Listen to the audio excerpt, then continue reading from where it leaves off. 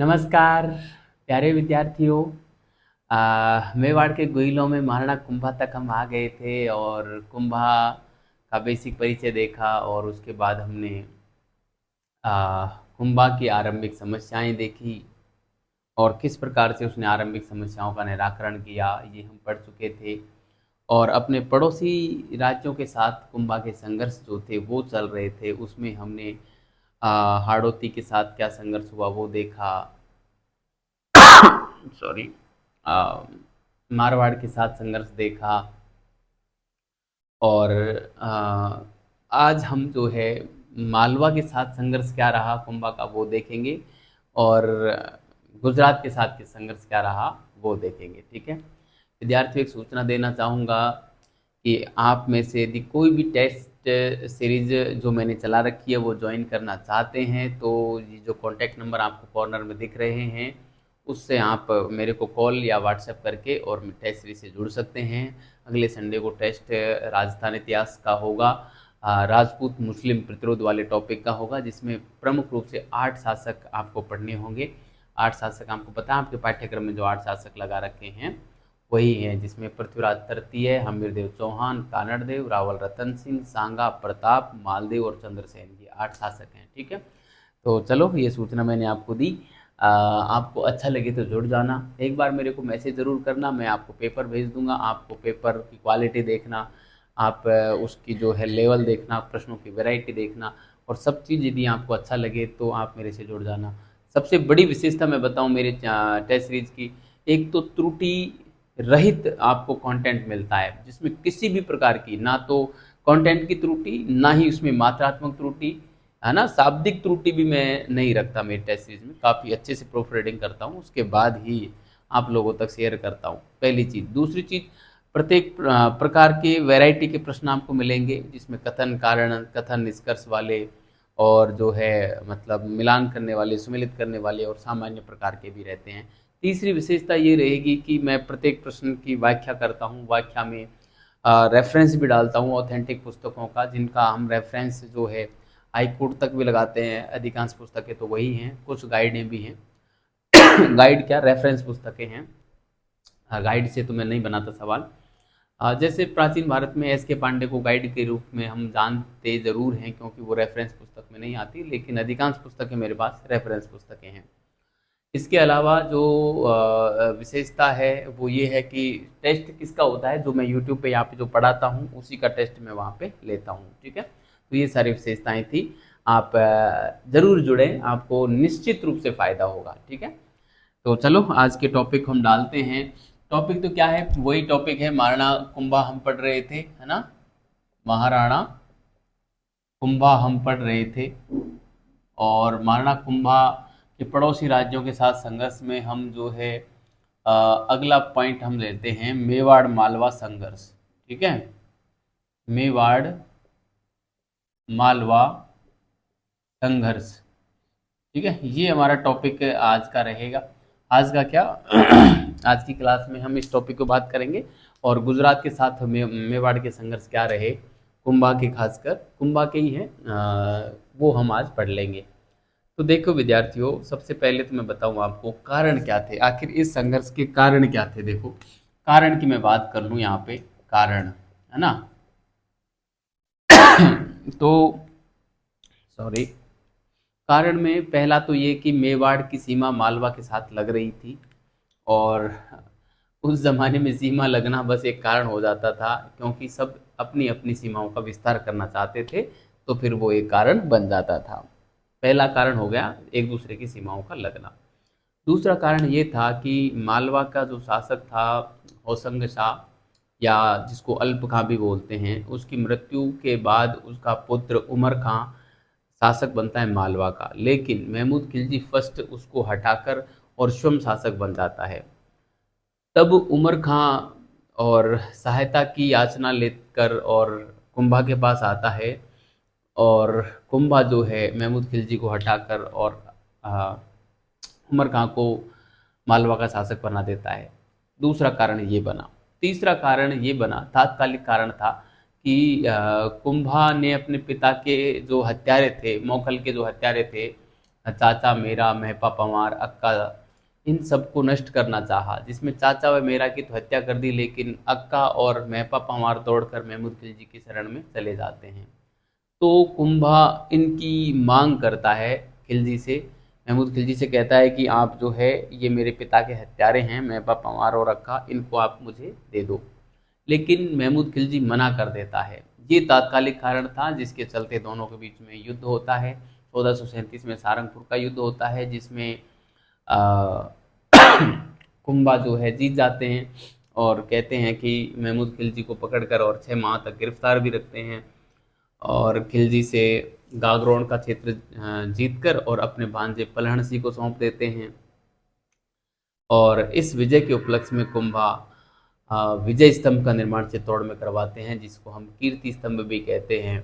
और उसके बारे में कई सारी बातें हैं, है ना, वो आर्ट एंड कल्चर में हम पढ़ते हैं।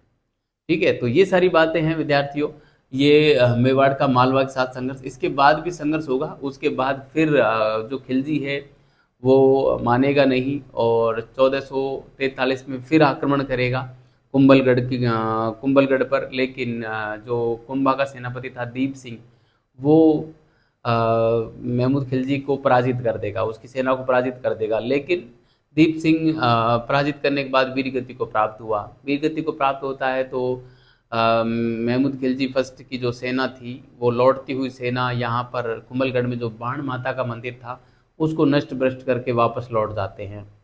लेकिन महमूद खिलजी फर्स्ट बड़ा ही महत्वाकांक्षी शासक था, पराजित होने के बावजूद फिर आक्रमण करता है गागरोन पर 1444 में, और जो कुंभा का भांजा था पलहणसी, उसको पराजित करता है। पलहणसी लड़ते हुए वीर गति को प्राप्त होता है। वहाँ की रानियाँ जो हैं जौहर करती हैं, पलहणसी केसरिया करता है। इस प्रकार से गागरोन का दूसरा साका महमूद खिलजी फर्स्ट के आक्रमण के दरमियान और 1444 में होता है, और महमूद खिलजी इसमें जीत जाता है और गागरोन पर अधिकार कर लेता है। गागरोन का नाम मुस्तफ़ाबाद रख देता है। ध्यान रखना, गागरोन का नाम मुस्तफ़ाबाद किसने रखा? महमूद खिलजी फर्स्ट ने रखा। फर्स्ट है, ध्यान रखना। महमूद खिलजी सेकंड का संबंध सांगा से आएगा। तो ये था पूरा मेवाड़ मालवा संघर्ष, जो मैंने आपको कंटिन्यू बोल के सुना ही दिया है। अब मैं इसको लिख देता हूँ, फिर हम गुजरात का मालवा के साथ संघर्ष पढ़ेंगे। अब चूंकि यहाँ पे जो है अभी और संघर्ष होगा, गुजरात और मालवा दोनों मिलकर भी कुंभा के खिलाफ आक्रमण करेंगे, लेकिन कुंभा इनके आक्रमण को सफल नहीं होने देंगे।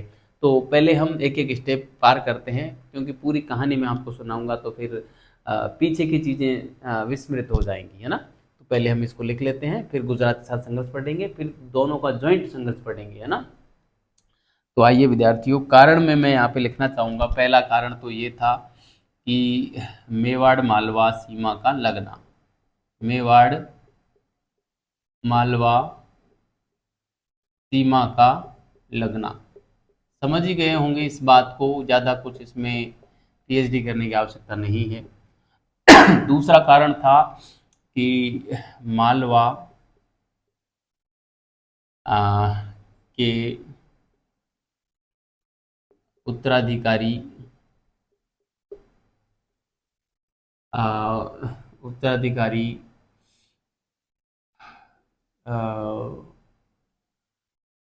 मामले में कुंभा का हस्तक्षेप। कुंभा का हस्तक्षेप क्या हस्तक्षेप था? देखो, मैं यहाँ पे लिखना चाहूँ कि क्या हस्तक्षेप था कुंभा का। मैंने अभी बोल के बता ही दिया है, मैं सीधा लिखूंगा यहाँ पे, है ना। मैं यहाँ पे सीधा लिखता हूँ कि मालवा शासक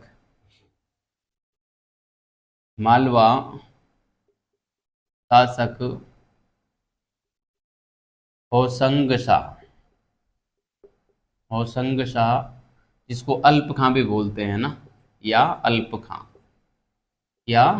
खां की मृत्यु के बाद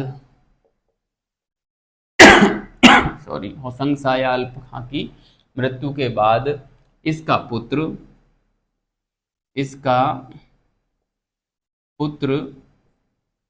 उमर खां, इसका पुत्र उमर खां मालवा का शासक बनता है। मालवा का मालवा का शासक बनता है। मालवा का शासक बनता है, मगर महमूद खिलजी मगर महमूद खिलजी फर्स्ट अल्प खां को हटाकर उमर खां को हटाकर उमर खां को हटाकर मालवा का शासक बनता है। मालवा का शासक बनता है। सॉरी तब उमर खां तब उमर खां कहाँ आता है? कुंभा के पास आता है ना। तब उमर खां कुंभा के पास आता है, कुंभा से सहायता मांगता है। कुंभा से सहायता मांगता है। कुंभा खिलजी को पराजित करके खिलजी को पराजित कर उमर खां को मालवा का शासक बनाता है। मालवा का शासक बनाता है। ठीक है, तो इस प्रकार से जो है दूसरा कारण भी बनता है मालवा का उत्तराधिकार का मामला। ठीक है, उमर खां को पुनः शासक बना देता है कौन? कुंभा। तो दो कारण हो गए। तीसरा कारण तात्कालिक कारण था। तात्कालिक कारण है ना। तात्कालिक कारण में क्या था कि मोकल के हत्यारों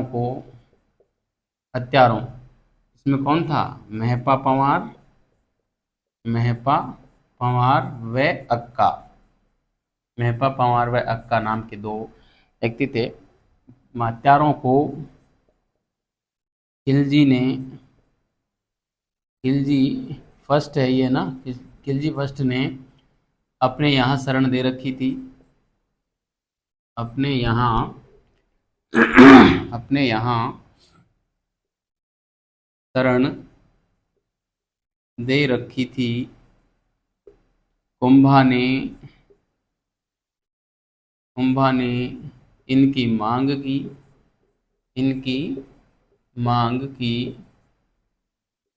की मगर खिलजी ने इस मांग को अस्वीकार किया। खिलजी ने इस मांग को अस्वीकार किया। ठीक है, मतलब कुंभा ने ये कहा कि ये मेहपा पंवार अक्का मेरे पिता के हत्यारे हैं और महमूद खिलजी आप इन्हें मुझे लौटा दो। लेकिन महमूद खिलजी ने इनको नहीं लौटाया, तो फिर कुंभा ने इनके ऊपर आक्रमण कर दिया, महमूद खिलजी पर, है ना। तो ये भी कारण हो गया। ठीक है, अब मैं यहाँ पे लिखूंगा कि उक्त कारणों के चलते, ठीक है, मैं यहाँ पे लिखना चाहूंगा उक्त कारणों के चलते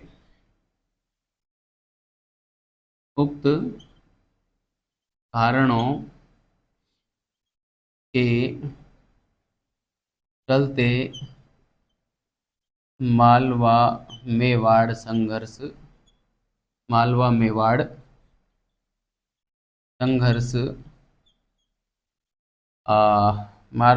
संघर्ष प्रारंभ होता है। प्रारंभ तो पहले ही हो गया था।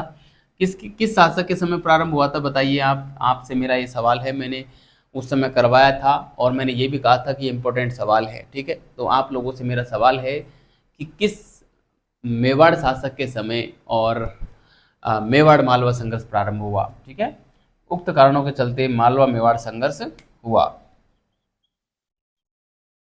है ना। अब देखो कैसे कैसे संघर्ष हुए। अब इसमें जो है सारंगपुर का युद्ध में 1 नंबर पर डाल देता हूँ। सारंगपुर युद्ध, है ना। ये 1437 ईस्वी में हुआ है वैसे। ठीक है, अब मैं सीधा लिखता हूँ, इसमें ज़्यादा कहानी नहीं लिखूंगा। देखो हुआ किसके बीच में था, ये हुआ था राणा कुंभा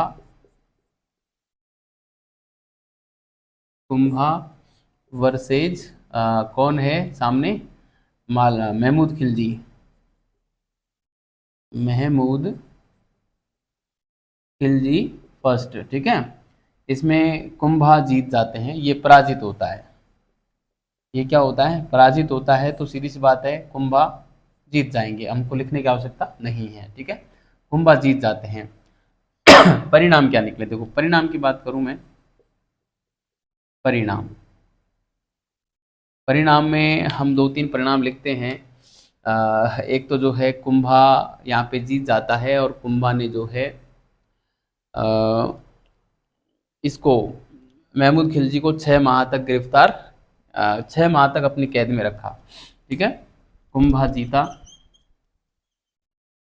कुंभा जीता, वे खिलजी को 6 माह तक कैद में रखा, 6 माह तक कैद में रखा, ठीक है। एक बात, दूसरा परिणाम ये निकला कि कुंभा ने जो है गागरोन जीत लिया, और गागरोन के दुर्ग को अपने भांजे अचलदास खिंची के पुत्र पलहन सिंह को सौंप दिया था, है ना।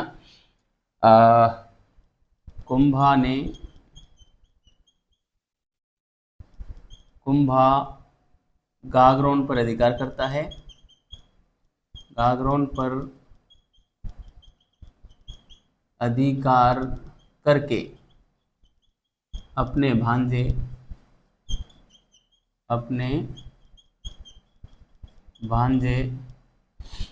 पलहन सिंह, है ना, पलहन सिंह, नाम ध्यान रखना, इंपॉर्टेंट है। अचलदास खिंची का ये पुत्र था, अचलदास खिंची का पुत्र। इस अचलदास खिंची पे एक वचनिका लिखी थी, अचलदास खिंचीरी वचनिका, शिवदास गार्डन ने लिखी थी। ध्यान रखना, अचलदास खिंचीरी वचनिका किसने लिखी, शिवदास गार्डन ने लिखी। असिस्टेंट प्रोफेसर 2023 वाली भर्ती और 2023 की आरएएस प्री की भर्ती, कंटिन्यू 2 बार सवाल पूछा गया, ध्यान रखना। अपने भांजे पलहन सिंह को सौंपता है, सौंपता है, ठीक है। एक ये बात हो गई। कुंभा गागरोन पर अधिकार करके अपने भांजे पलहन सिंह को सौंपता है। तीसरा ये है कि विजय स्तंभ बनवाता है। कुंभा लिखता हूँ क्योंकि कुछ लोग ये मानते हैं कि इसमें महमूद खिलजी की विजय होती है। महमूद खिलजी ने मालवा में विजय स्तंभ बनवाया था, ऐसा भी जो है हमें जानकारी मिलती है। तो आप जो है यही सही माने, वैसे अपने राजस्थान में यही पढ़ाया जाता है, किताबों में यही लिखा है। कुंभा चित्तौड़ में विजय स्तंभ का निर्माण करवाता है, विजय स्तंभ बनवाता है, ठीक है। कुंभा जो है चित्तौड़ में विजय स्तंभ बनवाता है। तो ये बात हो जाती है विद्यार्थियों, ये परिणाम थे इस युद्ध के, सारंगपुर युद्ध के। और इस विजय स्तंभ के बारे में मैं कुछ बातें जो है आपको बताना चाहूँ तो, जैसे विजय स्तंभ जो था, इसको कीर्ति स्तंभ भी बोलते हैं। कुंभा ने इसको बनवाया था। और जो है इसके यदि हम शिल्पकार की बात करें तो जैता नापा पोमा पूंजा इसके शिल्पकार थे। जैथा नापा पोमा पूंजा 9 मंजिला यह है। इसकी तीसरी मंजिल पर और जो है 9 बार जो है अल्लाह शब्द लिखा गया था। इसके बारे में कहा जाता है कि औरंगजेब के आक्रमण से बचने के लिए इस पे 9 बार अल्लाह शब्द लिख दिया ताकि औरंगजेब इसको मस्जिद समझ के और गिराए नहीं। ये ऐसी इमारत है जिस पर पहली बार डाक टिकट जारी किया गया था, वो 15 अगस्त 1949 को जो है इस पर डाक टिकट जारी किया गया था, है ना। तो ये कुछ बातें थी विद्यार्थियों हमारे विजय स्तंभ के बारे में, जो कि मैंने आपको बोल के सुनाई। इसको हिंदू देवी देवताओं का अजायब घर भी कहा जाता है, विष्णु को ये समर्पित है, इसलिए इसे विष्णु ध्वजगढ़ भी कहते हैं। ठीक है, इसको विष्णु ध्वजगढ़ भी कहते हैं। मैंने बोल के सुनाया है, मैं लिखूंगा नहीं, आप लिख लेना। मैंने बोला है, आप लिख लेना, अनिवार्य रूप से लिख लेना, वीडियो को पॉज कर करके लिख लेना, ठीक है। अब मैं यहाँ से, ठीक है, आगे बढ़ता हूँ सीधा। ये मिटा रहा हूँ, आप इसको उतार लेना, और जो है हम आगे बढ़ते हैं, ठीक है। अभी तो और संघर्ष होगा, अभी मालवा का ही, तो वो वाली बात हम लिखेंगे यहाँ पे आगे, ठीक है। तो आपको समझ में तो आ रहा होगा अच्छे से, पूरा एकदम कहानी फॉर्मेट में है। और ये जो कहने का मतलब, मेरा जो टीचिंग मेथड है विद्यार्थियों, वो इसीलिए आप लोगों को अच्छा लग रहा होगा कि मेरी जो स्टोरी टेलिंग है वो गजब की है। किसी ने भी और मेरी स्टोरी टेलिंग को गलत नहीं बताया। मैं भी आप लोगों से लगातार पूछता हूँ कि आप लोग कमेंट किया करें, और मेरे टीचिंग मेथड में क्या कमियां हैं वो बताया करें, ताकि मैं मेरा जो है एक परिष्कृत रूप आप लोगों के समक्ष पेश कर सकूं, अपना एक नया वर्जन लॉन्च कर सकूं, है ना। और नया वर्जन लॉन्च करना भी ज़रूरी होता है, वरना इंसान में और जानवर में क्या ही फ़र्क रह जाएगा। क्योंकि जानवर कभी अपना परिष्कृत रूप लॉन्च नहीं कर सकता। क्यों? क्योंकि उसे सही और गलत की जो है पहचान करने की क्षमता उसमें नहीं होती। चलो, यहाँ से आगे हम बात करेंगे। हम यहाँ पे लिखेंगे कि पराजित खिलजी, पराजित खिलजी 1443 ईस्वी में मेवाड़ पर पुनः आक्रमण करता है। मेवाड़ पर पुनः आक्रमण करता है, मेवाड़ पर पुनः आक्रमण करता है, मगर कुंभलगढ़ के पास, मगर कुंभलगढ़ के पास कुंभा का सेनापति दीप सिंह, कुंभा का सेनापति दीप सिंह उसे पराजित करता है, उसे पराजित करता है, मगर मगर दीप सिंह वीर गति को प्राप्त होता है, वीर गति को, हाथ दर्द करने लगता है इधर उधर लिखने से, है ना। मगर दीप सिंह वीर गति को प्राप्त होता है, प्राप्त होता है। लौटती हुई खिलजी सेना सॉरी, लौटती हुई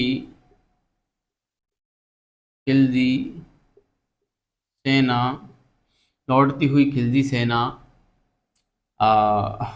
कुंभलगढ़ में स्थित है, बढ़ती हुई सेना कुंभलगढ़ स्थित स्थित बाण माता मंदिर को नष्ट करके लौट जाती है।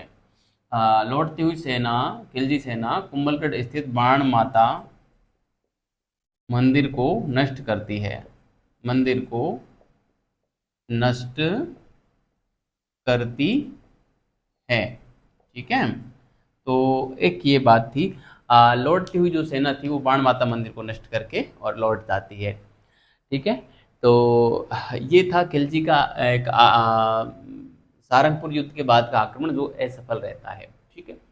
एक और आक्रमण और करता है खिलजी 1444 में, और यहाँ पे वो गागरोन को जीत लेता है, और सॉरी, गागरोन का प्रथम शाखा, सॉरी द्वितीय शाखा होता है, ठीक है। हम लिखेंगे 1444 44 ईस्वी में महमूद खिलजी फर्स्ट गागरोन पर आक्रमण करता है, गागरोन पर आक्रमण करता है तथा पलहणसी को पराजित करके, पलहणसी को पराजित करके, पलहणसी को पराजित करके, पलहणसी को पराजित करके, और क्या करता है, पलहणसी को पराजित करके गागरोन जीत लेता है, गागरोन जीत लेता है, गागरोन जीत लेता है तथा गागरोन का नाम, तथा गागरोन का नाम क्या रखता है, गागरोन का नाम मुस्तफाबाद रखता है ना, मुस्तफाबाद, गागरोन का नाम मुस्तफाबाद रखता है। ठीक है, तो रखता है, ये बात थी विद्यार्थियों। यहाँ पे पलहणसी केसरिया करता है और पलहणसी की रानी जौहर करती है, और ये गागरोन का दूसरा शाखा कहलाता है। यहाँ पर पलहणसी, ये भांजे थे कुंभा के, यहाँ पर पलहणसी केसरिया, केसरिया करता है, केसरिया करता है तथा इसकी रानी, तथा इसकी रानी क्या, ऐसे नाम नहीं मिलता, महिलाएं लिखा मिलता है कि यहाँ की महिलाएं जौहर करती हैं ना, नाम नहीं मिलता किसी भी या जो है महिला का, तथा महिलाएं जौहर करती हैं, जौहर करती हैं। यह गागरोन का दूसरा शाखा कहलाता है, यह गागरोन का दूसरा शाखा कहलाता है। ठीक है, ये होता है गागरोन का दूसरा शाखा। ठीक है विद्यार्थियों, तो इस प्रकार से मेवाड़ का और मालवा के साथ संघर्ष चला, काफ़ी लंबा संघर्ष चला, अभी समाप्त नहीं हुआ है। अभी ये जो है महमूद खिलजी फर्स्ट अब गुजरात के शासक से संधि करेगा, और अभी गुजरात का शासक भी आक्रमण करेगा कुंभा पे, करेगा क्या, साथ साथ में चल रहा है, पैरेलल चल रहा है, लेकिन वो भी लगातार पराजित हो रहा है कुंभा से। कौन, गुजरात का शासक जो है कुतुब शाह था इस समय, वो लगातार पराजित हो रहा है। तो फिर कुतुब शाह और महमूद खिलजी दोनों मिलकर कुंभा के विरोध में और एक संधि करेंगे, चंपानेर की संधि 1456 में, और एक साथ ये कुंभा पर आक्रमण करेंगे, लेकिन कुंभा इन दोनों को जो है पराजित करता है। ठीक है, और कहने का मतलब कुंभा इनसे कैसे भी और नहीं हारता है। ठीक है, तो अब हम हेडिंग डालते हैं मेवाड़ गुजरात संघर्ष। ठीक है, मेवाड़ गुजरात संघर्ष हेडिंग डालिए, यहाँ पे हम डाल देते हैं मेवाड़ गुजरात संघर्ष, मेवाड़ गुजरात संघर्ष, ये हेडिंग डाल दो। मेवाड़ गुजरात संघर्ष में हम कारण लिखेंगे, कारण, तो कारण में एक ही कारण था यहाँ पे, प्रमुख रूप से जो कारण था वो नागौर का उत्तराधिकारी संघर्ष कारण था। हुआ कुछ यूँ था कि नागौर का शासक फिरोज खां की मृत्यु जब हुई तो उसके दो पुत्र मुजाहिद खां और शम्स खां के बीच में उत्तराधिकारी संघर्ष छिड़ा। कुंभा ने शम्स खां का समर्थन करते हुए उसे नागौर का शासक बनाया, जिसमें कुछ शर्तें रखी कि शम्स खां कुंभा का सामंत बना रहेगा और कुंभा को लगातार कर देता रहेगा और नागौर के दुर्ग की मरम्मत नहीं करवाएगा। इन शर्तों के साथ कुंभा शम्स खां को नागौर का शासक बनाता है, लेकिन शम्स खां इन शर्तों को नहीं मानता और अपना दुर्गीकरण करता है और जो है कर देना बंद कर देता है। तो कुंभा इसके ऊपर आक्रमण करता है और इसको भगा देता है। ये शम्स खां भागकर गुजरात के शासक होशंग शाह से सहायता लेता है और फिर होशंग शाह कुंभा के विरोध में कुंभा के विरुद्ध कई अभियान करता है, 2-3-4 अभियान करता है, जिसमें हम यहाँ पे पढ़ेंगे, ठीक है। और आगे की बातें हम आगे पढ़ेंगे, ठीक है। पहले मैं इन घटनाओं को यहाँ पे लिख देता हूँ, ठीक है। तो देखो क्या क्या घटनाएं हुई। देखो मैं पहले कारण लिख देता हूँ। नागौर वाला कारण था, कारण तो एक ही था, नागौर का उत्तराधिकारी संघर्ष। नागौर का उत्तराधिकारी संघर्ष, है ना। नागौर का उत्तराधिकारी संघर्ष क्या था? नागौर का उत्तराधिकारी संघर्ष में बताऊं तो इसी में लिखता हूं मैं आगे। नागौर शासक फिरोज खां की मृत्यु के बाद, फिरोज खां की मृत्यु के बाद, नागौर शासक फिरोज खां की मृत्यु के बाद उसके पुत्र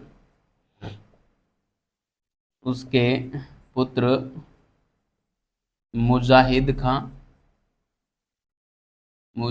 खां व शम्स खां, मुजाहिद खां व शम्स खां के मध्य उत्तराधिकारी संघर्ष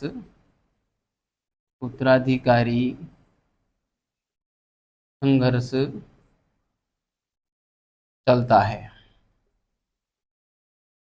है। कुंभा इस संघर्ष में हस्तक्षेप करके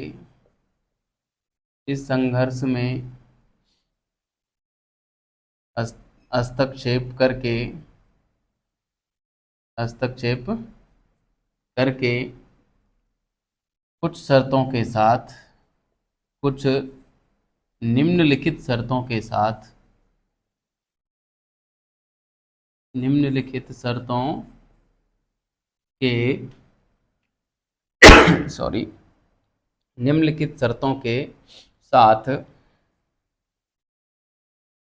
शम्स खां को नागौर का शासक बनाता है।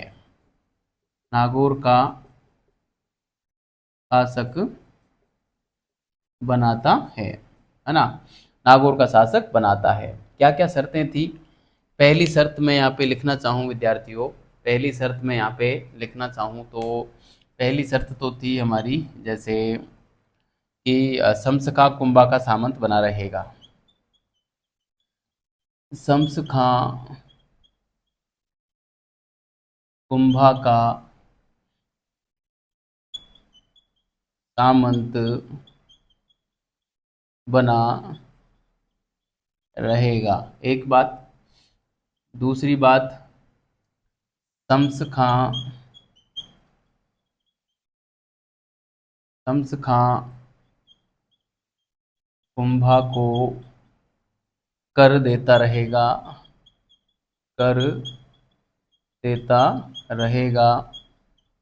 तथा नागौर दुर्ग का दुर्गीकरण नहीं करेगा। नागौर का दुर्गीकरण नहीं करेगा, ठीक है। तो सॉरी, इन शर्तों के साथ कुंभा शम्स खां को नागौर का शासक बनाता है, लेकिन शम्स खां इन शर्तों को न मानकर और जो है कुंभा के विरोध में और विद्रोह करता है और गुजरात के शासक के पास चला जाता है। विद्रोह क्या करता है? वो दुर्गीकरण करता है नागौर का दुर्गीकरण करता है, कर भेजना बंद कर देता है, खुद को स्वतंत्र शासक मानता है, इन सारी शर्तों को तोड़ देता है, कहने का मतलब। तो कुंभा फिर उसको यहाँ से भगा देता है। शम्स खां जब यहाँ से भगता है तो वो सीधा चला जाता है कहाँ पे? जो है हमारे क्या नाम से, गुजरात के शासक होशंग शाह के पास चला जाता है। और गुजरात के शासक होशंग शाह के पास जब जाता है तो होशंग शाह फिर अभियान करता है अभियान भेजता है कुंभा के विरोध में। ठीक है, तो मैं यहाँ पे लिखना चाहूंगा मगर मगर शम्स खां इन शर्तों को तोड़कर कुंभा के विरुद्ध विद्रोह करता है। कुंभा के विरुद्ध विद्रोह करता है। कुंभा शम्स खां को भगा देता है। शम्स खां को नागौर से भगा देता है। नागौर से भगा देता है। तो कहाँ जाता है शम्स खां? शम्स खां शम्स खां भाग कर शम्स खां भाग कर गुजरात शासक, मैंने हाँ जीजे लिखा है, गुजरात शासक हुसंग शाह, गुजरात शासक हुसंग शाह की सहायता लेता है। की सहायता लेता है। हुसंग शाह निम्न अभियान भेजता है।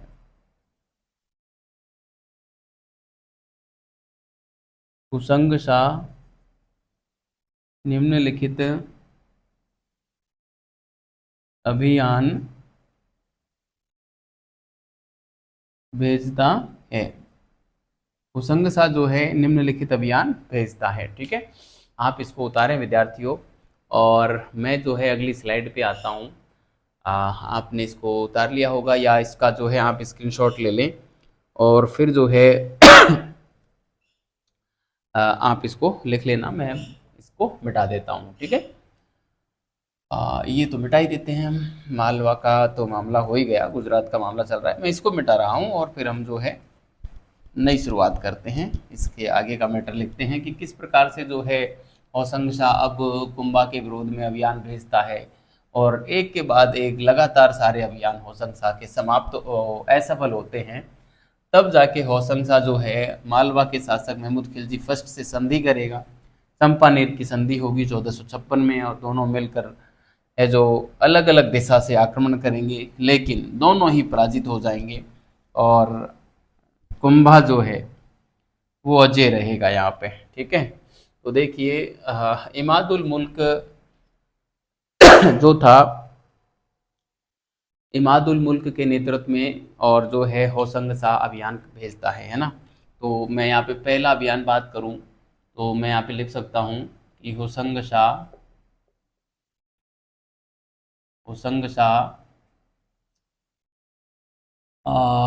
अपने सेनापति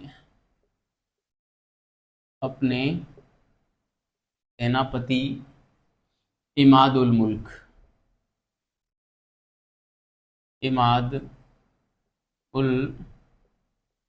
मुल्क है ना, गोपीनाथ शर्मा मलिक सहवान की बात करते हैं। मलिक सहवान गोपीनाथ शर्मा के अनुसार, गोपीनाथ शर्मा। अब ये भी हो सकता है कि ये मलिक सहवान की उपाधि हो इमाद उल मुल्क।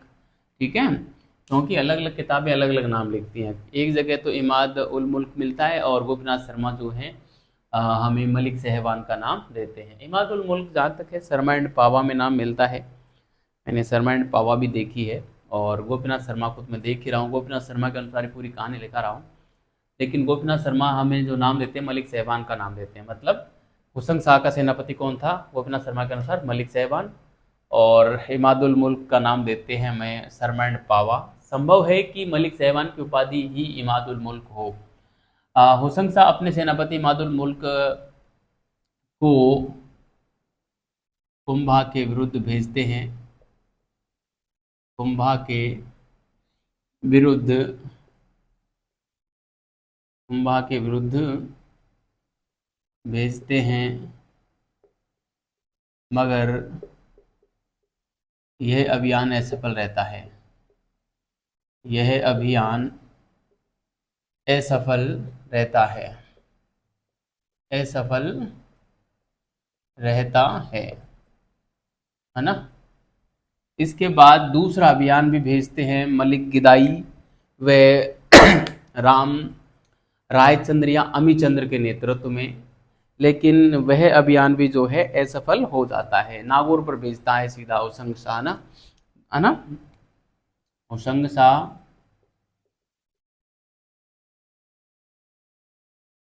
नागौर अभियान भी भेजता है। नागौर अभियान पर नागौर अभियान मलिक गिदाई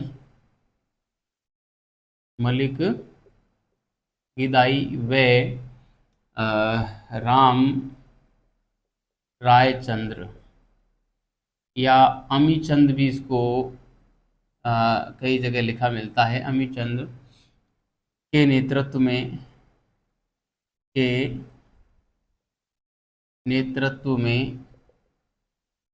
भेजता है। ठीक है, नागौर अभियान भेजता है मगर यह भी असफल रहता है, यह अभियान भी असफल रहता है। ठीक है, देखो इनकी जो है ना सने नहीं मिलती कि कौन सा अभियान कब भेजा था, ऊपर नीचे भी हो सकते हैं, ये एक कोई मैं निश्चित क्रम में नहीं लिखा रहा हूँ, पर इसने जो है कई अभियान भेजे थे, 4 अभियान किए थे कुल, जिसमें 2 अभियान इसके सेनापति थे और 2 अभियान इसने स्वयं ने किए थे। एक अजमेर पर किया था और एक कुंभलगढ़ पर किया था। कुंभलगढ़ पर असफल रहा, अजमेर पे इसने किया, जीता। अजमेर का जो तत्कालीन एक प्रशासक था गजाधर, उसको जो है इसने पराजित किया और वहाँ पे अपने एक अधिकारी थे जिसको सैफ खां की उपाधि देकर और अजमेर का शासक बनाया था। सैफ नियामतुल्ला खां था उसका मूल नाम, तो सैफ खां की उसको उपाधि दी थी, जिसको अजमेर का प्रशासक बनाकर ये आ गया था। लेकिन यह विजय होशंग शाह की क्षणिक रही और कुंभा ने फिर से अजमेर पर अधिकार कर लिया था, है ना। तो इस प्रकार से ये अभियान थे इसके। तो मैं तीसरा में लिख सकता हूँ कि होशंग शाह ने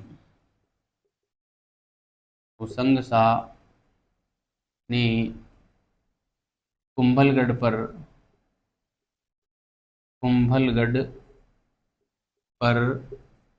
असफल अभियान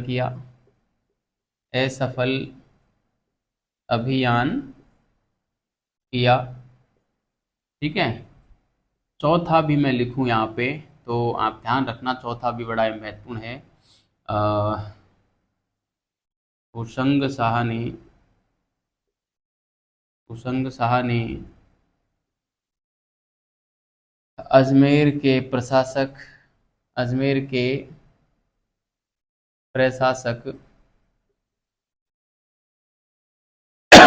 सॉरी गजाधर को पराजित कर अजमेर जीता तथा नियामतुल्ला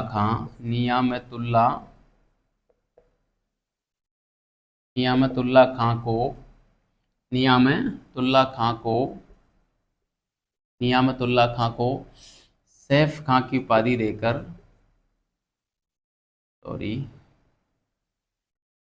सैफ खां की उपाधि देकर लौट आया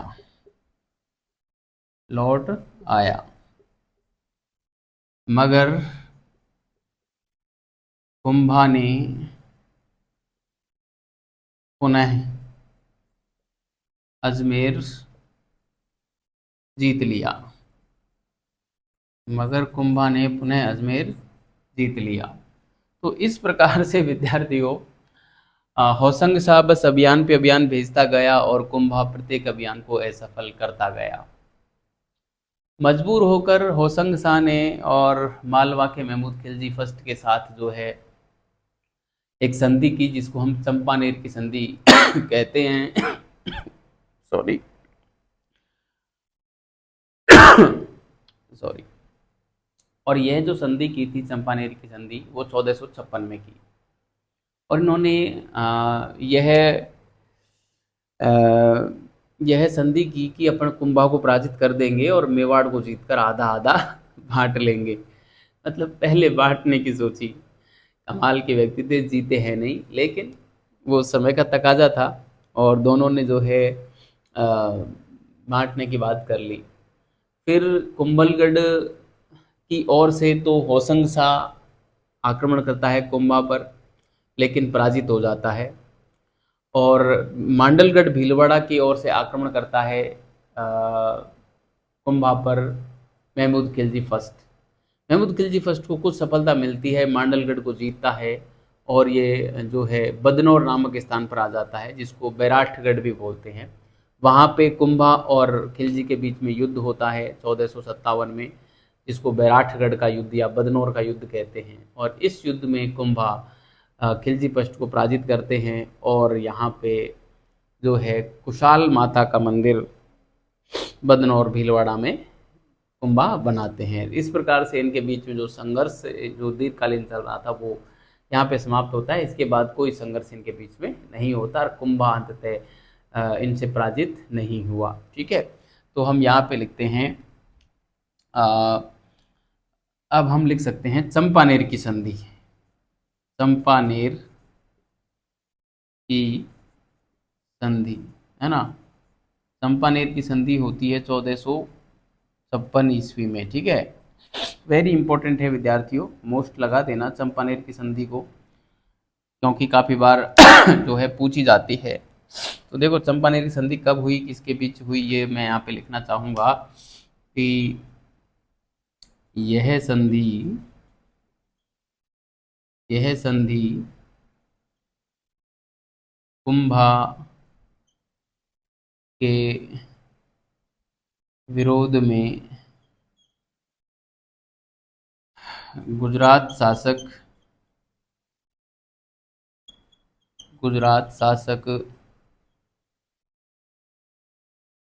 होशंग शाह व मालवा शासक महमूद खिलजी फर्स्ट के मध्य हुई। महमूद खिलजी फर्स्ट के मध्य हुई है ना। दोनों ने कुंभा को पराजित करके मेवाड़ को आधा बांटने की शर्त रखी। पराजित करके मेवाड़ को आधा आधा बांटने की शर्त रखी। ठीक है, इस प्रकार से दोनों ने मेवाड़ को आधा आधा बांटने की शर्त रखी।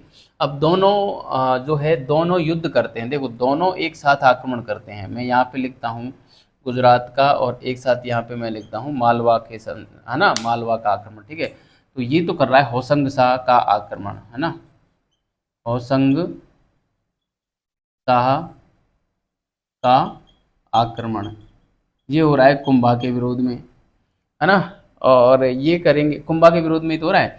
और यहाँ पे करेंगे महमूद खिलजी का आक्रमण है ना, महमूद खिलजी फर्स्ट है का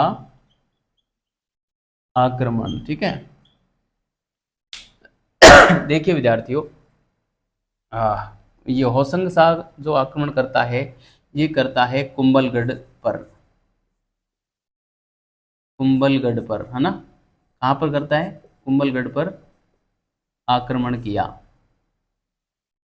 कुंभलगढ़ पर आक्रमण किया, वह असफल रहा। असफल रहा। ठीक है, इसका तो सपना यही चकनाचूर हो गया मेवाड़ जीतने का। ठीक है, और इसने जो है मांडलगढ़ भीलवाड़ा को जीता, और फिर बदनौर बैराठगढ़ के युद्ध में ये स्वयं पराजित हुआ ना। हम यहाँ पे लिख सकते हैं मांडलगढ़ भीलवाड़ा को इसने जीता, को इसने जीता, मगर बदनौर या बैराठगढ़, ध्यान रखना बैराठ नहीं है, बैराठ जयपुर को बोलते हैं, ये बैराठगढ़ है। बैराठगढ़ के युद्ध में, के युद्ध ये 1457 ईस्वी में हुआ है। ठीक है, के युद्ध में पराजित हुआ, पराजित हुआ। ठीक है, ये युद्ध किसके बीच में हुआ है? महमूद खिलजी फर्स्ट और कुंभा, सीधी सी बात है ना। और कुंभा ने यहाँ पे बदनौर में जो है इस युद्ध में विजय के बाद कुंभा ने बदनौर में कुशाला माता का मंदिर बनवाया था। ठीक है, कुंभा जीतने के बाद बदनौर में